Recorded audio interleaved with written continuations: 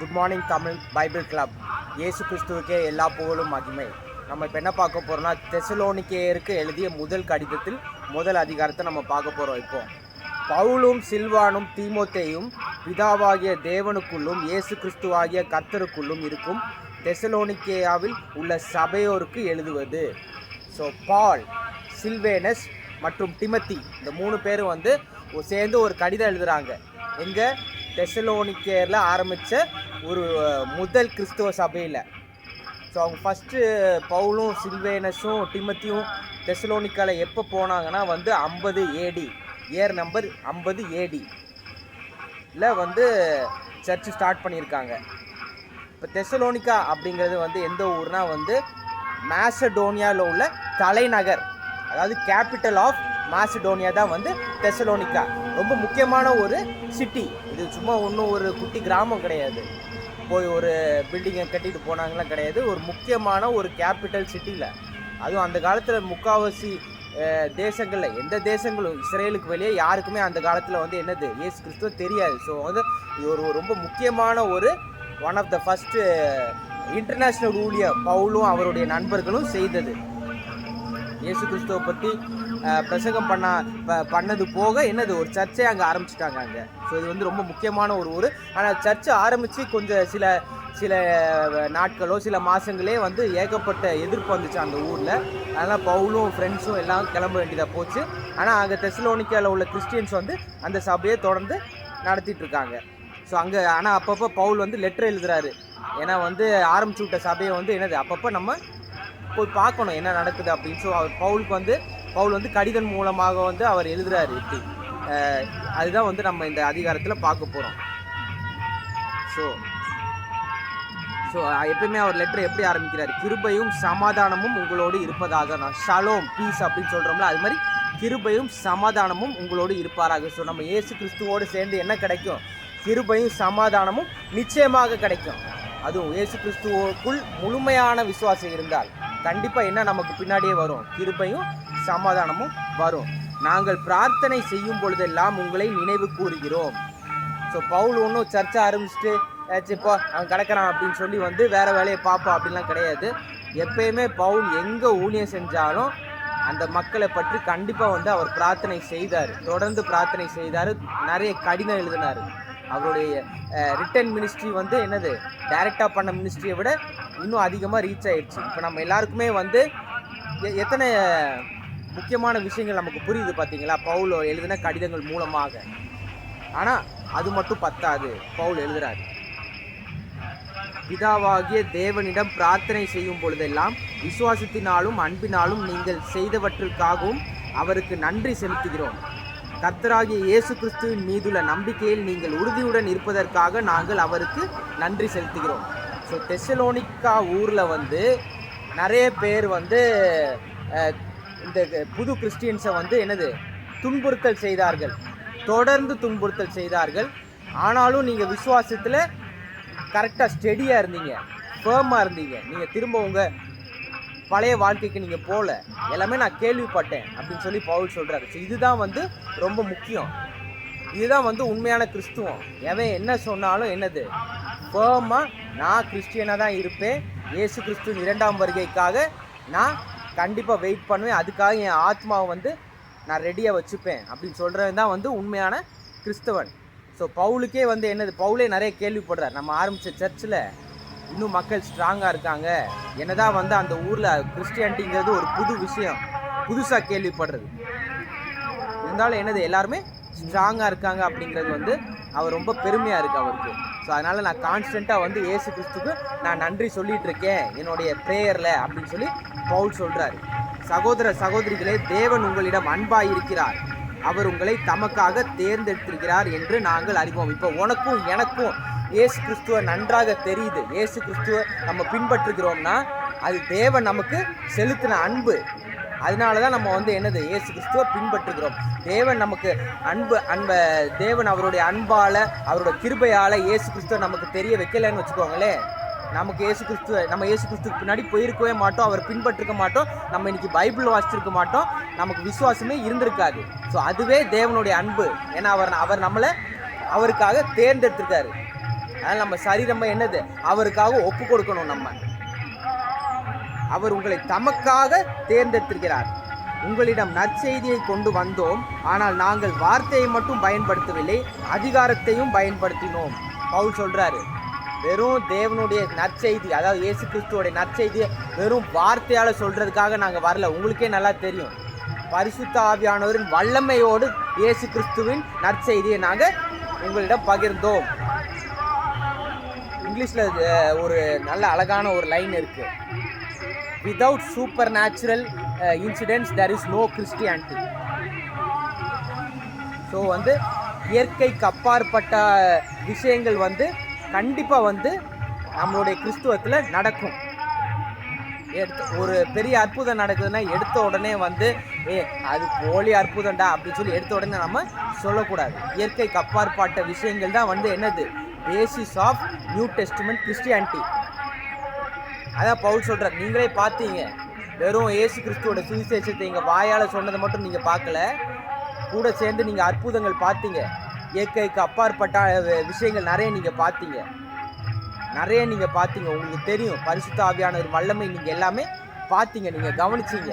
So உண்மையாக ஊழியம் பண்ணும்போது இதெல்லாம் கண்டிப்பாக நம்ம என்னது நிறைய பார்ப்போம். அதான் யோவானே சொன்னார், இயேசு கிறிஸ்து செய்த அற்புதங்களை எல்லாம் ஒரே புத்தகத்துலலாம் எழுத முடியாது, உலகம் ஃபுல்லாக புக் இருந்தாலே என்னது பத்தாது.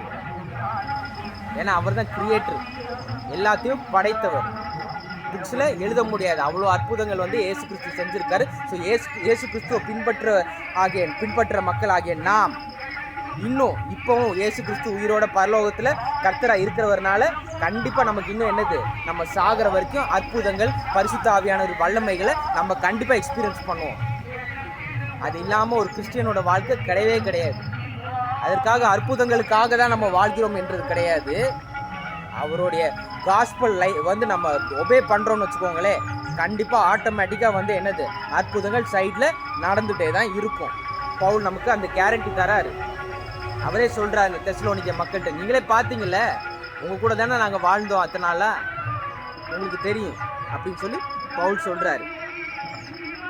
உங்களோடு நாங்கள் இருந்தபோது எப்படி வாழ்ந்தோம் என்பதை நீங்கள் அறிவீர்கள், உங்களுக்கு உதவும் வகையிலே வாழ்ந்தோம். ஸோ கிறிஸ்டியன் மிஷினரிஸ் வந்து அவங்க நற்செய்தியை சொல்லி கொடுக்கறதுக்காக வந்து மற்ற மக்களுக்கு வரும்போது அந்த கிறிஸ்டியன் மிஷினரிஸ் தான் என்னது மற்ற மக்களுக்கு ஹெல்ப் பண்ணணும். இந்த காலத்தில் வந்து முக்கால்வாசி பேர் வந்து என்ன எதிர்பார்க்குறாங்க, வந்து நம்ம தான் வந்து என்னது கிறிஸ்டியன் மிஷினரிஸ்க்கு ஹெல்ப் பண்ணணும், நம்ம ஹெல்ப் பண்ணணும். 2ஆம் யோவான் 3ஆம் யோவான்லாம் நமக்கு சொல்லியிருக்கு, நான் அது இல்லைன்னு சொல்லலை. கண்டிப்பாக ஃபைனான்ஷியலாக அவங்களுக்கு ஹெல்ப் பண்ணணும். ஆனால் ஃபஸ்ட்டு மெயின் மோட்டிவ் என்னென்னா, ஊழியக்காரர்கள் தான் என்னது மற்றவங்களுக்கு ஹெல்ப் பண்ணணும். காசு இல்லையா, மற்ற விஷயங்களை ஹெல்ப் பண்ணலாம், தப்பு இல்லை. நல்லா ஜெபம் பண்ணுங்கள், வியாதிகளை வந்து என்னது குணப்படுத்துங்க இயேசு கிறிஸ்துவின் நாமத்தில், நற்செய்தியை பரவலாக்கணும். இந்த மாதிரி ஏகப்பட்ட விஷயங்கள் என்னது கிறிஸ்டியன் மிஷினரிஸ், கிறிஸ்டியன் ஊழியக்காரர்கள், கிறிஸ்டியன் சீடர்கள் எல்லாருமே என்னது நம்ம எல்லாருமே செய்யலாம். நம்ம எல்லாருக்குமே வந்து ஒரு கரியர் இருக்கும். ஆனால் அந்த கரியர் முடிச்சதும் என்னது எப்படி வந்து நைட்டு பேட்மேன் வந்து ஸ்ட்ரீட்ஸ் ஆஃப் காத்தம் சிட்டியில் போகிற மாதிரி என்னது நம்மளும் வந்து என்னது கரெக்டாக இருக்கணும். நம்மளுடைய க்ரீன் சிக்னல் கரெக்டாக அடிக்கணும். ஐ எம் ஃபஸ்ட்டு கிறிஸ்டியன் அப்படிங்கிறது. நம்ம வேலை பார்க்குற இடத்துல நம்ம கிறிஸ்டியனாக தான் வாழணும். ஆனால் அந்த ஒர்க்கு முடிஞ்சதுமே என்னது மற்றவங்களுக்கு என்ன ஹெல்ப் பண்ணணும், யாருக்கிட்ட இயேசு கிறிஸ்துவின் நற்செய்தியை நம்ம வந்து சொல்லணும், யாருக்கிட்ட வந்து நம்ம என்னது பரிசுத்த ஆவியானவரின் வல்லமையில் ஜெபிச்சு அவங்களுக்கு வந்து உதவணுமோ எல்லாமே வந்து நம்ம கட்டாயம் செய்ய வேண்டிய நம்ம வந்து என்னது அது நம்ம கடமை, அவ்வளோதான். அது நம்ம கடமை, கண்டிப்பாக நம்ம இதெல்லாம் செஞ்சு தான் ஆகணும். ஏன்னா தெசலோனிக்காவில் உள்ள புது கிறிஸ்டியன்ஸே அவங்க அப்படி இருந்தாங்கன்னா நம்ம கிறிஸ்டியனு, நம்ம அம்மா கிறிஸ்டியன், நம்ம தாத்தா கிறிஸ்டியன், எத்தனை ஜென்ரேஷன் நம்ம கிறிஸ்டியன்ஸ் நமக்கு இருந்திருக்காங்க.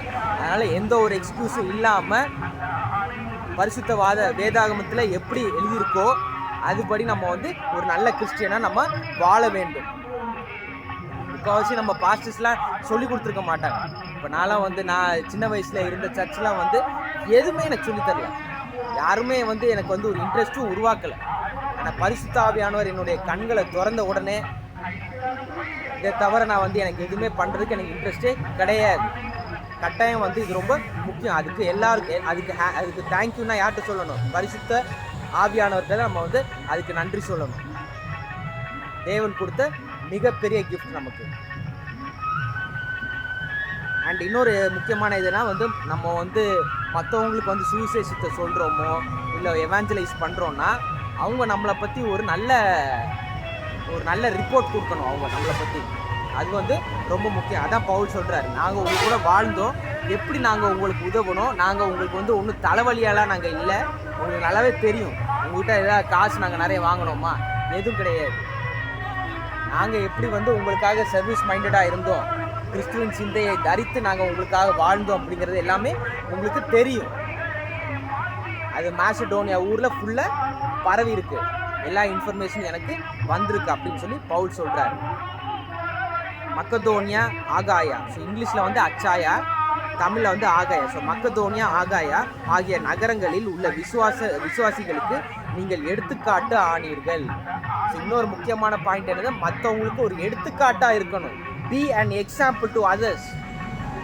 இயேசு கிறிஸ்துவை நம்ம எப்படி நேசிக்கிறோமோ அது மற்றவங்க பார்த்து, அவனை மாதிரி நானும் இயேசு கிறிஸ்துவை நேசிக்கணும்டா, அவன் பண்ணுற சர்வீஸ் மாதிரி நானும் சர்வீஸ் பண்ணணும்டா அப்படிங்கிறது என்னது, ஒரு இன்ஸ்பிரேஷனாக இருக்கணும், மற்றவங்களுக்கு ஒரு எடுத்துக்காட்டாக இருக்கணும். இப்போ ஒரு ஊழியக்காரனை பார்க்கும்போது ஐயோ வந்துட்டான்டா அப்படிங்கிற மாதிரி என்னது, ஒதுங்கி போகிற மாதிரி ஒரு எக்ஸாம்பிளாக இருக்கக்கூடாது. வந்துட்டாரா, வாழ்ந்தா அவரை மாதிரி வாழணும்டா அப்படிங்கிற ஒரு என்னது, ஒரு ரோல் மாடலாக நம்ம மற்றவங்களுக்கு இருக்கணும். இருக்க முடியலையா, பரிசுத்த ஆவியானவர்கிட்ட என்னது, இன்னும் ஒரு நல்ல ரிலேஷன்ஷிப் நம்ம வச்சுக்கணும். ஜீசஸ் ப்ளீஸ் என்னால் ஒரு நல்ல எக்ஸாம்பிளாக இருக்க முடியல அப்படின்னு சொல்லி என்னது, பரிசுத்த ஆவியானவர்கிட்ட இன்னும் நம்ம ஈல்டு பண்ணணும், சரண்டர் பண்ணணும், சப்மிட் பண்ணணும். அப்போ ஆட்டோமேட்டிக்காக நமக்குள்ளே வர சேஞ்ச், அந்த இயேசு கிறிஸ்து நற்செய்தியின் மூலமாக நமக்குள்ளே வர சேஞ்ச் வந்து மற்றவங்களுக்கு அது ஒரு நல்ல எடுத்துக்காட்டாக இருக்கும். மற்றவங்க கொடுக்குற ரிப்போர்ட் வந்து ரொம்ப முக்கியமான ஒரு விஷயம் for the evangelism of the gospel message of Christ. அது ரொம்ப முக்கியம். ஸோ நற்செய்தியை சொல்கிறது வந்து ஒரு ஹாஃப் தான், பரிசுத்த ஆவியான ஒரு வல்லமை ஒரு முக்கியமான பங்கு. கடைசி ஸ்டேஜ் என்னது, மற்றவங்க சொல்கிற ரிப்போர்ட், நம்மளை பற்றி மற்றவங்க சொல்கிற ரிப்போர்ட். இயேசு கிறிஸ்துவை பற்றி இப்படி சொல்கிறாங்க, பயங்கரமாக இருக்குது, என் கண்கள் திறக்கப்பட்டது, பரிசுத்த ஆவியான ஒரு உண்மை, நம்ம எல்லாருக்குமே ரட்சிப்பு தேவை, பரலோகம் அப்படிங்கிறது வந்து இட் இஸ் ரியல் அப்படின்னு சொல்லி என்னது, மற்றவங்களுக்கு அந்த ரிப்போர்ட், அவங்க கண்கள் வந்து திறக்கப்படணும். அதான் வந்து ஃபுல் பேக்கேஜ். அறகுற ஊழியம் நம்ம செய்யக்கூடாது. பரிசுத்த ஆவியானவரால் எல்லாம் என்னது, we should be led by the Holy Spirit. அப்படின்னா தான் என்னது, நம்ம ஊழியம் வந்து எஃபெக்டிவாக இருக்கும். உங்கள் மூலம் மக்கதோனியாவிலும் ஆகாயிலும் தேவனுடைய போதனை பரவியது.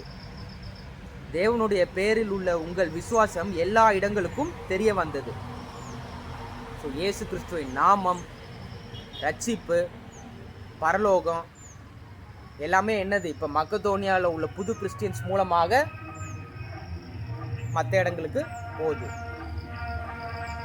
ஏற்கனவே வந்து மக்கதோனியாவில் நிறைய இன்டர்நேஷ்னல் ட்ரேட் நடக்கிறதுனால நிறைய தேவையில்லாத மதங்கள் வந்து அந்த ஊரில் இருந்தது. ஸோ ஆல்ரெடி வந்து வேலை ரொம்ப கஷ்டமாக இருந்தது. ஆனால் நம்ம புது கிறிஸ்டியன்ஸ் மக்கதோனியாவில் வந்து அவங்க ஒரு நல்ல எடுத்துக்காட்டாக இருந்ததுனால இயேசு கிறிஸ்துவின் நாமம் வந்து என்னது பரவிட்டு இருந்துச்சு.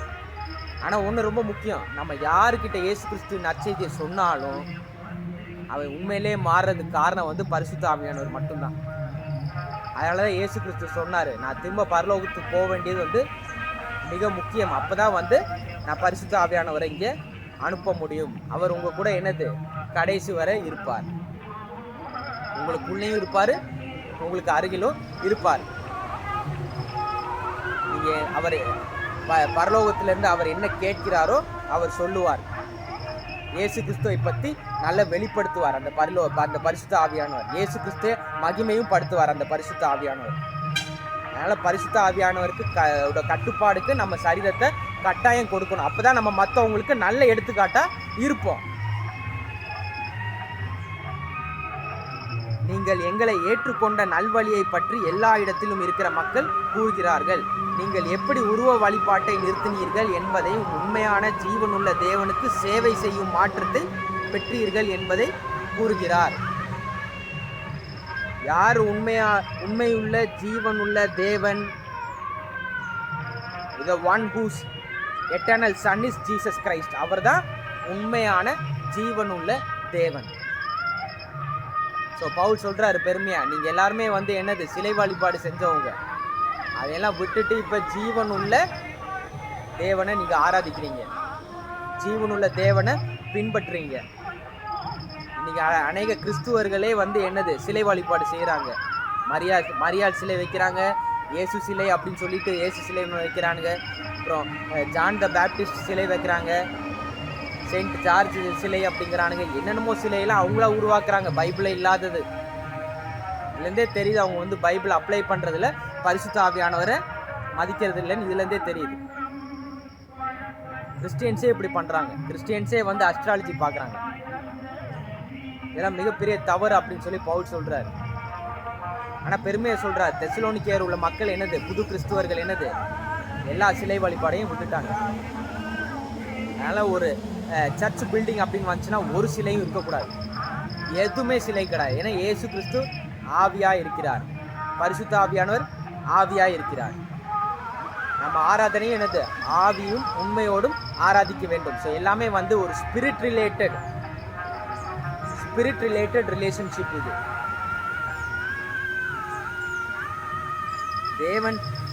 தேவன் தன் குமாரனை மரணத்தில் இருந்து உயிர்த்தெழுத செய்தார். இயேசுவாகிய அவரே நியாய தீர்ப்பு அளிக்க போகும் தேவனுடைய கோபத்திலிருந்து நம்மை ரட்சிக்கிறவர். ஸோ தேவன் இயேசு கிறிஸ்துவை மரணத்திலிருந்து எழுப்பினார். இப்ப அதே இயேசு கிறிஸ்து பரலோகத்தில் இருக்கார் பார்த்தீங்களா, இரண்டாம் தடவை வராரு. ஸோ இப்போ இயேசு கிறிஸ்து அதாவது இயேசு கிறிஸ்து மரணத்திலிருந்து உயிர் தெழுந்தாருங்கிறது நம்ம விசுவாசிக்கிறோம்ல, அது எல்லாருக்கும் உண்மை அப்படிங்கிறது உங்களுக்கு தெரியும்ல. அதே மாதிரி இயேசு கிறிஸ்துவின் இரண்டாம் வருகை ஈக்குவலி இம்பார்ட்டன்ட், ஈக்குவலாக உண்மை. சும்மா நான் உயிரோட இருக்கிற வரைக்கும்லாம் அது நடக்காதுடா அப்படின்னு சொல்லி என்னது ஒரு அசால்ட்டாக நம்ம விடக்கூடாது. எப்படி இயேசு கிறிஸ்து இது உயிர் தெழுந்தாரோ மரணத்திலிருந்து, அதே மாதிரி என்னது ஈக்குவலாக அவர் திரும்ப வருவார். அவர் தான் நம்மளா நியாயம் தீர்க்க போகிறார். ஃபஸ்ட்டு கேள்வி யார்கிட்ட கேட்க போகிறாரு? கிறிஸ்துவர்களாகிய நாம். ரெண்டாவது தான் என்னது கிறிஸ்துவர்களை மறுதளித்தவர்கள். ஆனால் தேவனுடைய கோபத்திலிருந்து நம்ம எஸ்கேப் ஆகணும்னா அதற்கு இயேசு கிறிஸ்துவின் கிருபையும் சமாதானமும் அவர் சிலுவையில் செலுத்திய ரத்தமும் எல்லாமே என்னது கண்டிப்பாக நமக்கு தேவை. அதை நம்ம மறக்கக்கூடாது. ஸோ யார் என்ன துன்புற்றாலும் என்னது நம்மளுடைய ஆத்மா அதுதான் முக்கியம் அப்படிங்கிறத நம்ம கண்டிப்பாக நம்ம என்னது கடைசி வரை மறக்கக்கூடாது. சரீரத்தில் என்ன வேதனைனாலும் வரட்டும், எங்கேனாலும் நம்மளை தள்ளட்டும், ஆனால் நம்ம ஆத்மா கண்டிப்பாக பரலோகத்துக்கு சேரணும்னா அதுக்கு இயேசு கிறிஸ்து கட்டாயம் நமக்கு தேவை. தெசலோனிக்கேயர் மக்கள் மாதிரி நம்மளும் என்னது மற்றவங்களுக்கு ஒரு நல்ல எடுத்துக்காட்டாக இருக்க வேண்டும். ஆமேன்.